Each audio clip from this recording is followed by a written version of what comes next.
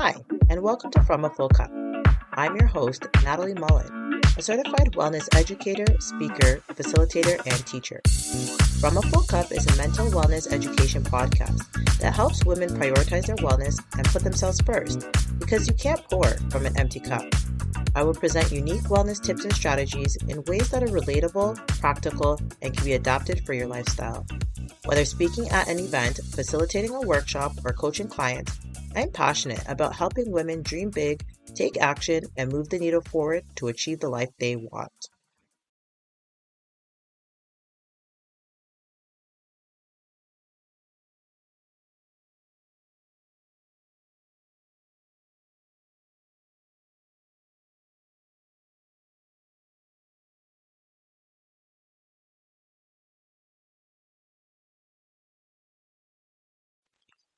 Let's dig in. Hey y'all, this is episode number 2. I'm so excited, and I'm not. This is the episode I really don't want to do because it's incredibly vulnerable and transparent. And it's a matter I hold close to the heart that majority of people don't know about me, or they know very little. And I'm going to be putting it out there in the world for anyone to hear. But at the same time, I know I need to do this. I know so many other people won't share their story. And that's why it's important that I share mine. You never know who is going through something similar and just needs to know that they're not alone. I made it to this moment because 2 women shared their stories with me. One was a very dear friend, and the other was a woman on TV that was being interviewed on a show that I happened to see. I saw myself in both these women, and they gave me hope that I could get to the other side too. It's through the exchange of stories, through being vulnerable, transparent, real, and authentic that we connect with others. We heal ourselves, we learn, we grow. I don't know how people are going to react. And I mean, like my people, my friends, my loved ones. Because let me tell you, I have a solid tribe of people around me, but even with that, sometimes you just have to deal with some stuff on your own. Real life isn't roses and rainbows. If you're not into personal stories, maybe skip this episode and we'll get back to more wellness specific content next week. But I think it's really important for me to explain why I'm so passionate about wellness based on my lived experience. So let's get started. In case you didn't listen to my last episode about disruptive wellness, I talked for a bit about the person I used to be. I was at a point in life where, in some ways, I thought I had it all together. I had my own side hustle turned full time business. I had just exited my full time job and now was an employer. I had lots of friends. I had a lot going on. I was doing a lot of things, and maybe that was kind of dangerous in the first place, right? This idea of you thinking everything is okay. And so you're living in this bubble. And you know the thing that happens with a bubble, right? It's just a matter of time before it bursts. And that's exactly what happened. I was 6 years into my marriage, and my husband just out of the blue said he wanted a divorce. I did not see that one coming. I understood that every married couple has their ups and downs, and I figured if anything, we would just always get through it. Divorce was never an option for me. I just knew I was going to be married for life. And now, right before my eyes, that truth was crumbling, and there was nothing I could do about it.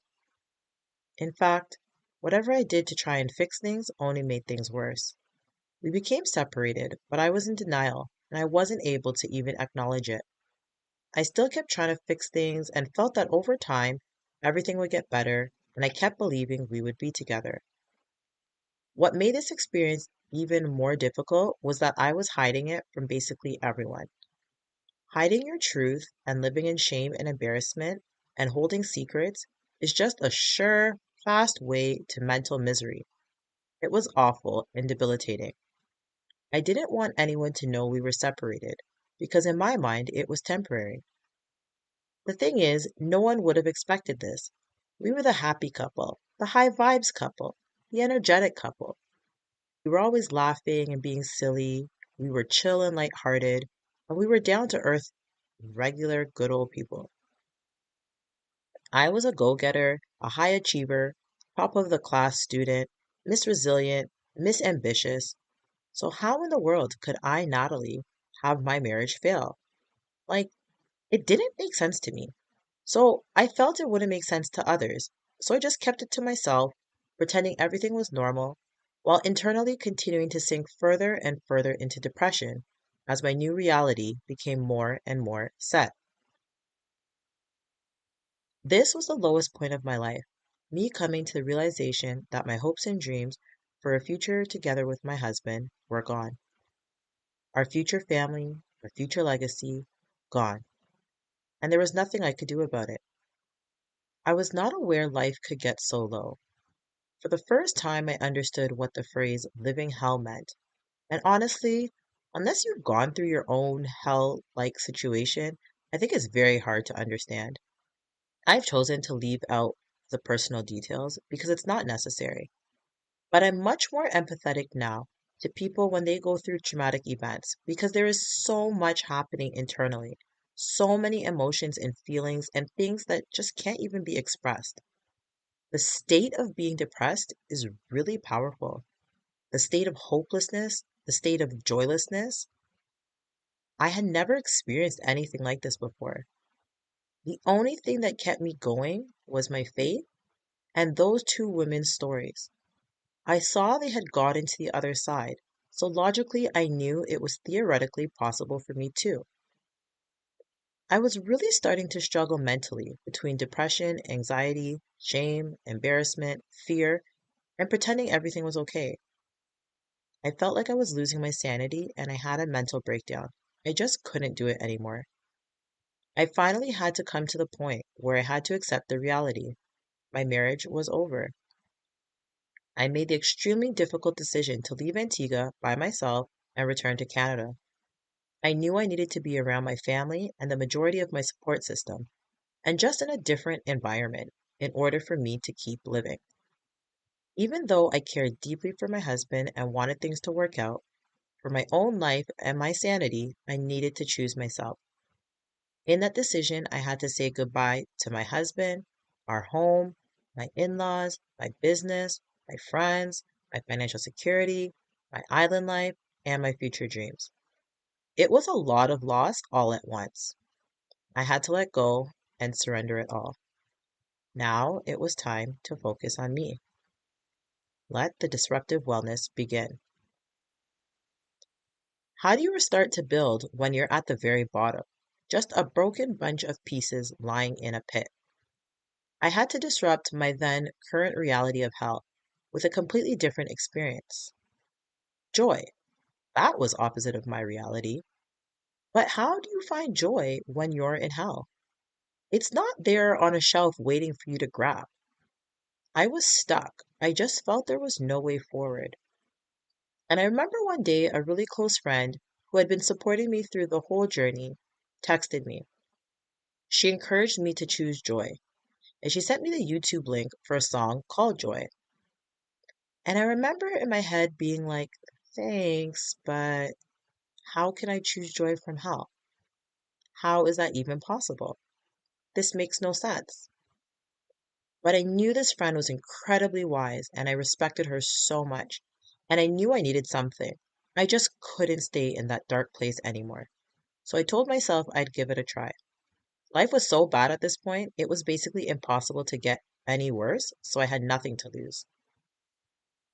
I made a commitment to myself that I would play the song every morning. That's it. That's all I could do. I started playing it every single day, scowling or crying each time. Joy was nowhere on my radar. The song wasn't even a genre of music I normally listen to, but I kept listening. Once a day, every morning when I woke up, and over time it became more. Sometimes it'd be on repeat for an hour. And slowly but surely, I found small, tiny things to be joyful for. I rediscovered things about myself, things I had completely forgotten about. I rediscovered the thing that in the past had made me most joyful, which was traveling. So I booked a solo self discovery and healing trip to Egypt. Eat, pray, love style. I was in what I call the bunker period of my life. It was filled with silence, days of silence. I wasn't working, so I had a lot of time on my hands, and I used it to be still. I silenced the noise, people's thoughts, people's opinions, my own thoughts, my own self-talk. I spent a lot of time alone with myself because I didn't even know who I was anymore. I was just this broken person.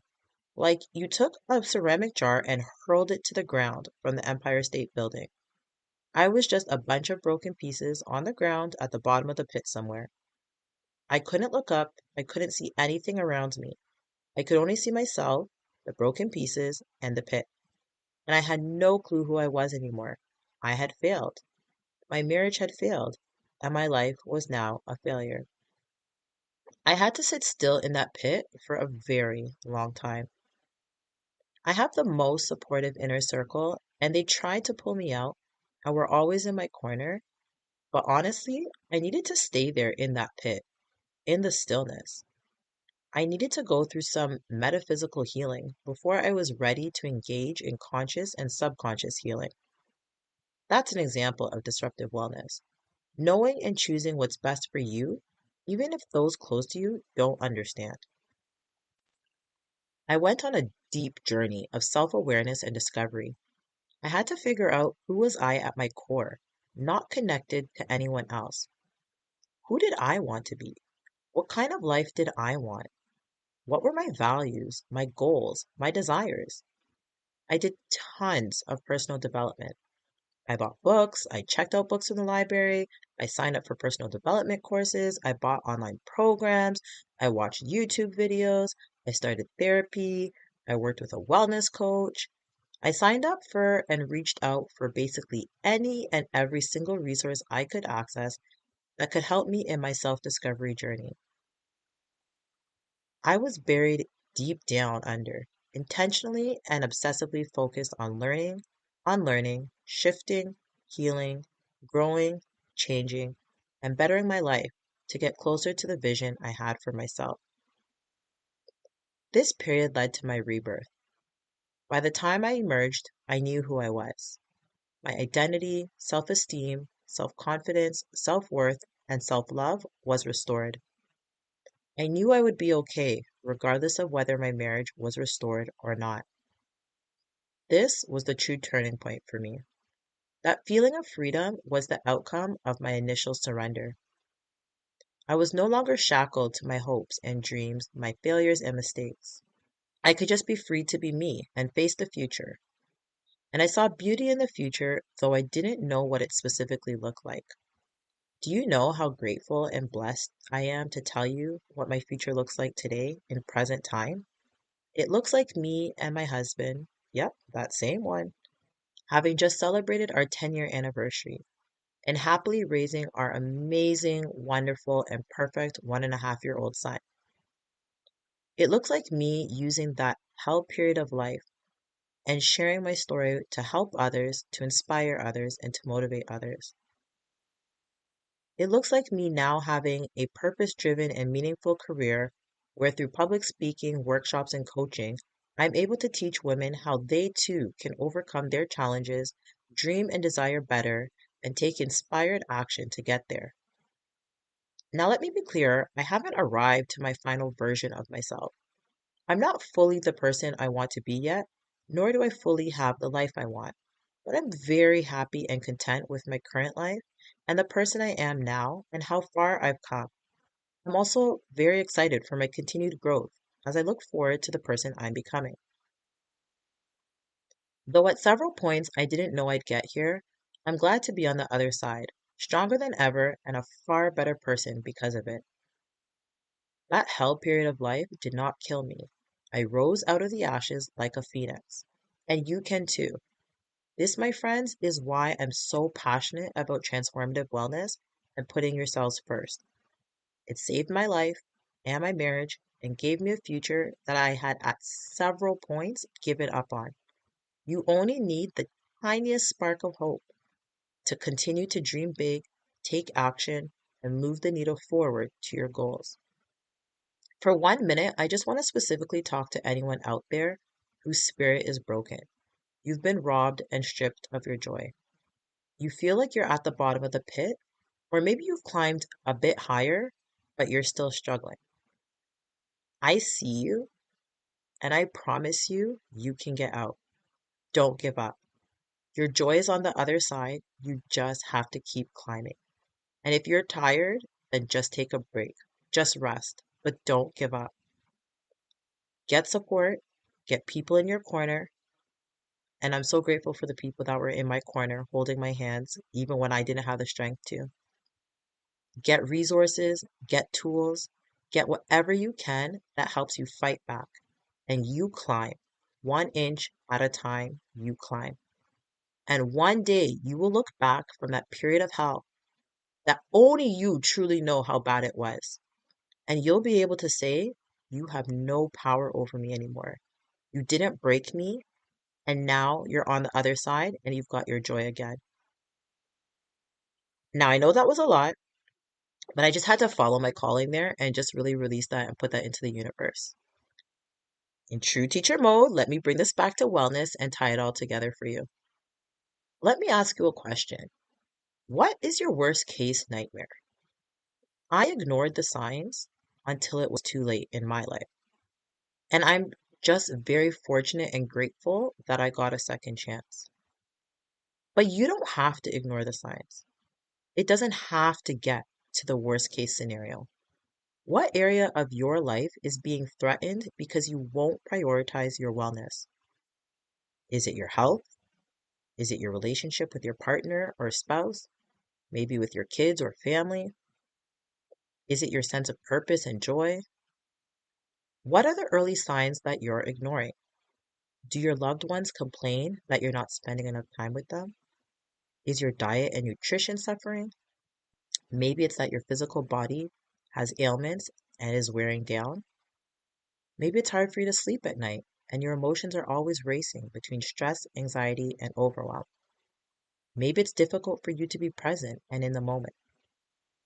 You won't know your goals or where you're headed until you gain clarity. You have to start with self-awareness, and that comes in silence. It comes in rest.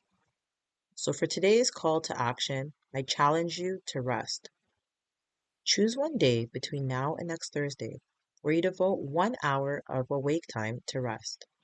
Choose the specific time slot on the specific date for your hour of rest and add it to your calendar.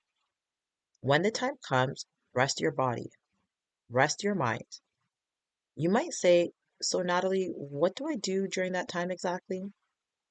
My answer is nothing. Do nothing for as long as humanly possible. Just sit there or lie there and try to empty your brain. Release all your thoughts, pick them up and toss them out one by one, and see if you can get to a place of space, spacious rest. And once you get there, ask the universe to reveal what needs to be revealed to you.